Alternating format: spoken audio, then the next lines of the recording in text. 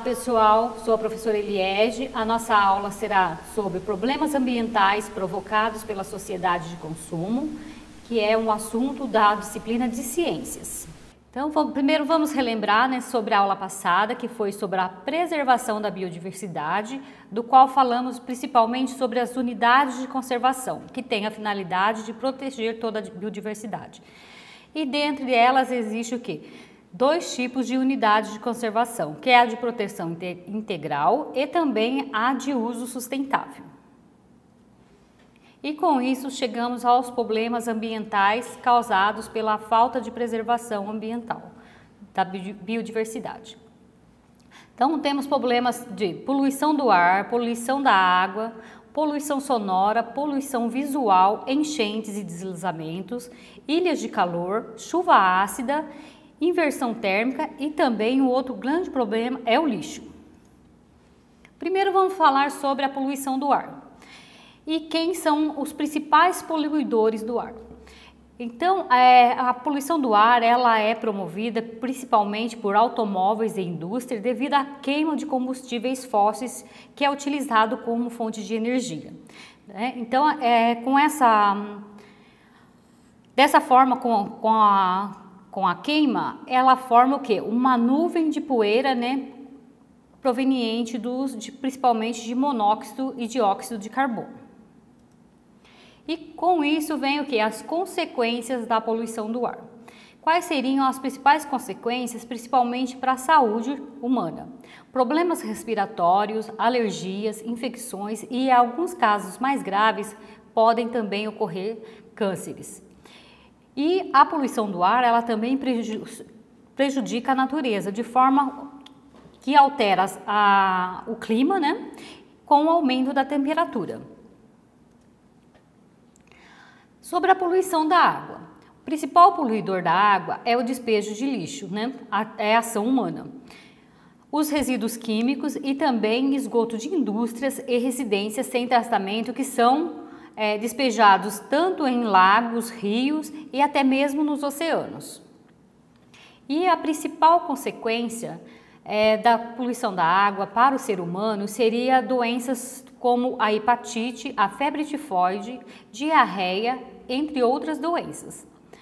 Mas também gera um grande impacto ambiental para as plantas e animais, que dependem de acesso à água limpa.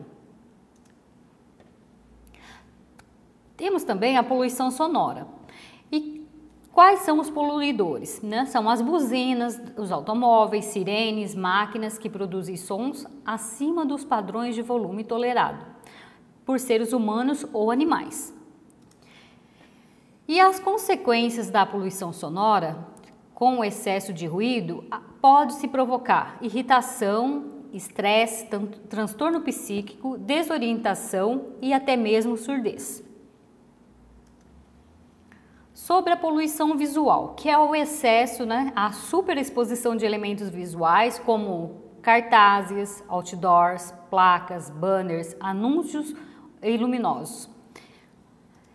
Essa poluição visual, ela traz como consequência a desconcentração das pessoas, principalmente no trânsito. Além disso, pode provocar irritabilidade e estresse pelo excesso de informação. Aves e outros animais também ficam prejudicados pelo excesso de luz artificial durante a noite. E outro problema ambiental seria as enchentes e os deslizamentos, que são causados pela impermeabilização do solo, ocorrida pelo asfaltamento, concreto e obras urbanas, que essa impermeabilização ela impede a infiltração natural da água e com isso aumenta o escoamento superficial. Em regiões que não têm uma drenagem adequada, isso só piora, Então, em dias de chuva, pode ocorrer alagamentos, mesmo que na cidade não se tenha rios ou córregos que provoquem as inundações, mas sim provoca alagamentos por falta de drenagem. Então, aqui uma exemplificação de como seria o nível de permeabilidade do solo. Então, por exemplo, num espaço que se tenha floresta, jardim, a filtração, fica mais permeável. Então a água ela é absorvida mais rapidamente. Então a floresta e o jardim ele serve como uma esponja, né? Que ela vai o quê? Absorver toda a água e não vai ter problema com alagamento. Então tem um exemplozinho aqui que é de uma cidade permeável, né? De várzea, tá lá tudo bonitinho no dia que chove, porque ela teve uma boa absorção da água devido à vegetação e a área não sendo muito impermeável. No caso das regiões que tem asfalto, né, ou o asfalto comum ou mesmo poroso, a cidade ela pode vir a ser alagada nos dias de chuva. E as consequências principais são de assoreamento, desde o assoreamento de rios e enchentes, mas também podem ocorrer a ocupação de áreas, né, de encosta que se provocam os deslizamentos durante as chuvas. Algumas imagens, né, de cidades brasileiras que ocorrem esse tipo de enchente. No caso aqui foi o transbordamento de um rio, né, durante a época de chuva, que alaga toda a cidade. Deslizamento, né, casas que são construídas muito na beira de montanhas. Então, com o excesso de chuva, também ocorre o deslizamento, destruindo suas residências. E aí chegamos a falar sobre a ilha de calor. O que seria uma ilha de calor? É uma espécie de neblina que é formada por poluentes. Então, na verdade, é uma nuvem, né, de poluentes. E ela forma uma ilha de calor. E faz com isso ser o quê? Um tipo de microclima urbano. Com as temperaturas elevadas em áreas mais urbanizadas, ela fica com a temperatura mais elevada, sendo que as temperaturas ficam mais baixas nas regiões periféricas. Nesse esquema de ilha de calor, mostra-se no centro uma zona urbana, né, que tem um centro comercial, onde fica mais quente durante o dia. No entanto, na região do subúrbio, zona rural, ou a zona residencial, que já é mais, mesmo sendo na área urbana, tem um pouco mais de arborização, né? Nessas regiões as temperaturas são mais amenas. Por quê? Ela provoca somente nessas ilhas de calor, onde tem maior concentração de prédios, né? Maior concentração de automóveis circulando o tempo todo e também o solo é mais impermeabilizado devido ao asfaltamento e calçamento. E quais são as consequências das ilhas de calor? Ela aumenta o volume de material particulado em suspensão, ela origina núcleos higroscópicos que geram a condensação e com isso aumenta as precipitações nas áreas urbanas gerando enchente. Quer dizer, com o aumento dos núcleos higroscópicos, né, ela vai gerar mais nuvens, né, que é a condensação da água, né, devido ao calor, e com isso vai ocorrer maior precipitação nas áreas urbanas e consequentemente terá mais enchentes. E aqui um esquema de como seria a ilha de calor. Então, de dia o sol esquenta o cimento, aí um pouco dessa energia ela irradia de volta para a atmosfera, mas a maior parte dela ela é absorvida pelo cimento. Então, por isso, o cimento ou o asfalto, né, por isso acaba ficando mais quente. Aí à noite, a energia que está acumulada nesse asfalto, no calçamento, que é de cimento, ele continua irradiando esse calor à noite e vai deixando a temperatura do ar até 12 graus Celsius mais quente do que uma área que tem uma área verde, que tem muitas árvores e não tem nada de impermeabilização no solo. E quais seriam as melhores soluções para esse problema da ilha de calor? Seria telhado verde, mais árvores nas cidades, né? Uma melhor arborização e também tirar o cimento e substituir por verde. Então, o correto seria o quê? Ao invés de uma calçada de concreto, seria um gramado, né?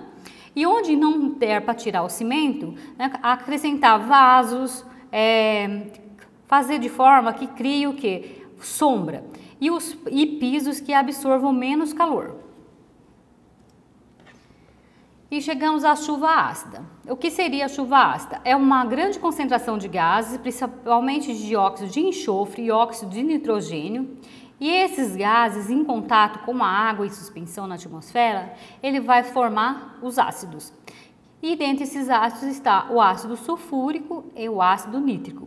E dessa forma ele aumenta a acidez das chuvas.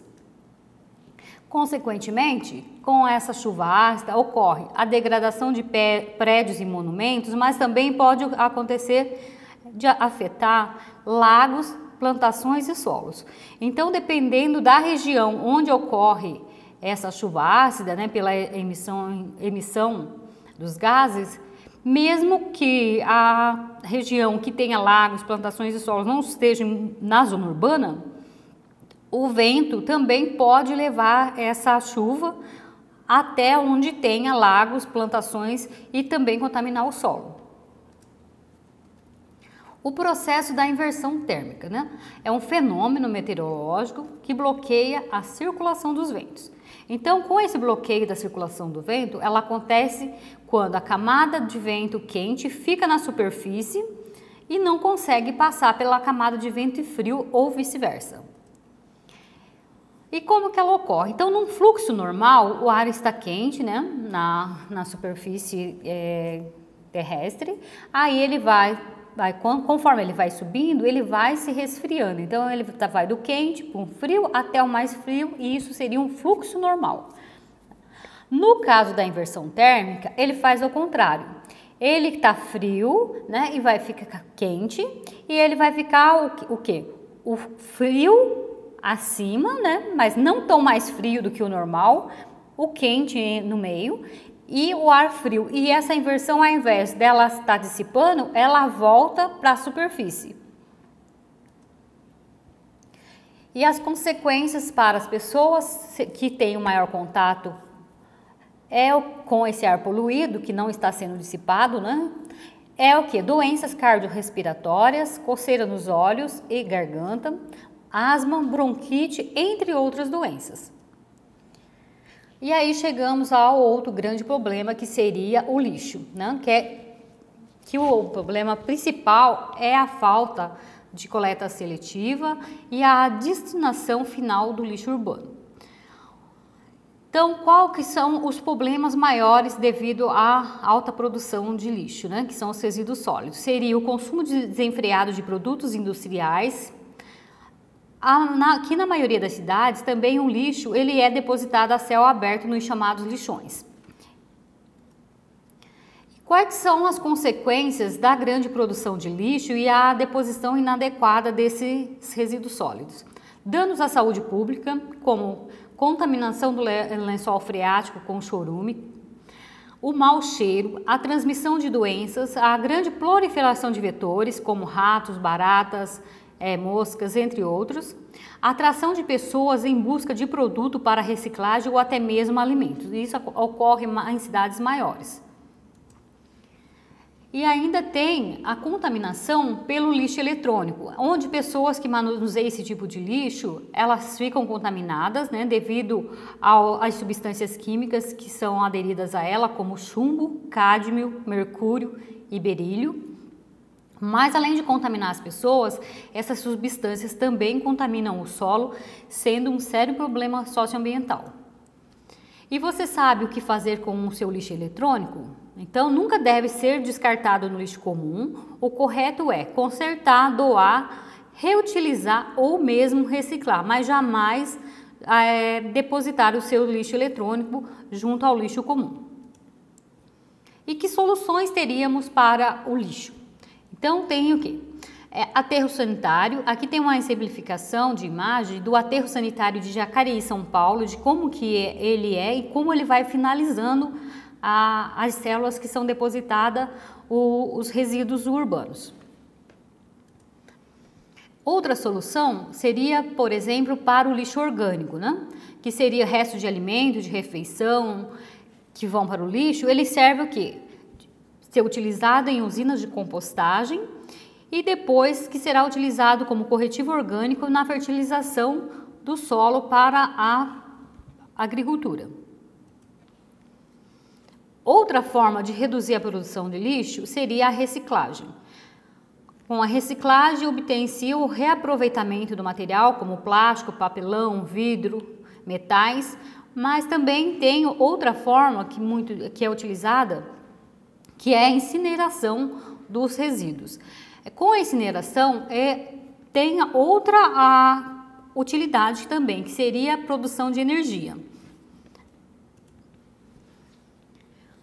Então, anualmente, né, no mundo é produzido 1,3 bilhão de toneladas de resíduos sólidos urbanos, o que é aproximadamente 1,2 kg, né, por renda per capita diária. Então, quer dizer, uma pessoa ela produz em torno de 1,2 kg de resíduos por dia, né? E essas estimativas elas são crescentes. E a previsão é de que para 2025 no mundo, a produção aumente de 1,3 bilhões para 2,2 bilhões de toneladas ano. E aí vamos falar dos nossos problemas ambientais locais. Temos todos esses problemas dos quais foram citados, no geral, né, que acontecem no mundo? Temos também. Então, no caso, vou exemplificar alguns. Problemas ambientais em Luiz Eduardo Magalhães. Por exemplo, existe poluição sonora? Sim, existe poluição sonora aqui na nossa cidade. E existe até uma campanha educativa para monitoramento, notificação e esclarecimento sobre o abuso que caracterizam a poluição sonora de acordo com as leis 074 de 2007 e a 270 de 2007. Então, essa lei, né, ela traz com que? Faz com que as pessoas, né, sejam orientadas, né, através da campanha educativa para que a poluição sonora ela atrapalha as outras pessoas. Então existe lei para um período, um horário em que se é permitido, por exemplo, um som mais alto, mas mesmo assim esse som ele não deve ultrapassar os limites permitidos em lei. Por exemplo, aqui temos, né, a imagem do controle que é feito do monitoramento em bares, restaurantes similares, promotores de evento, propaganda volante, igreja, templos e até mesmo as residências e os sons automotivos devem seguir a lei. Outro problema ambiental são as queimadas, né? Todo ano, na época seca, todos aqui percebem a respeito da queimada. Muitas pessoas utilizam da queimada para limpar, né, os terrenos baldios, o que não é correto. Ainda temos o problema do esgoto a céu aberto. As imagens são retiradas de noticiários locais, né, de blogs locais e também da rede de televisão do Oeste Baiano. Então, aqui a gente está falando também a respeito que, além do esgoto a céu aberto, o problema de alagamento na cidade. Então, né, durante chuvas fortes, ocorre o transtorno de alagamento em muitas ruas devido à falta de drenagem adequada. Ainda tem um outro grande problema, que é a disposição inadequada dos resíduos sólidos, os conhecidos como ponto de lixos viciados, no quais as pessoas elas jogam seus materiais, né, o seu lixo, os seus resíduos em qualquer lugar que ache adequado, nos terrenos baldios, na beira de estrada.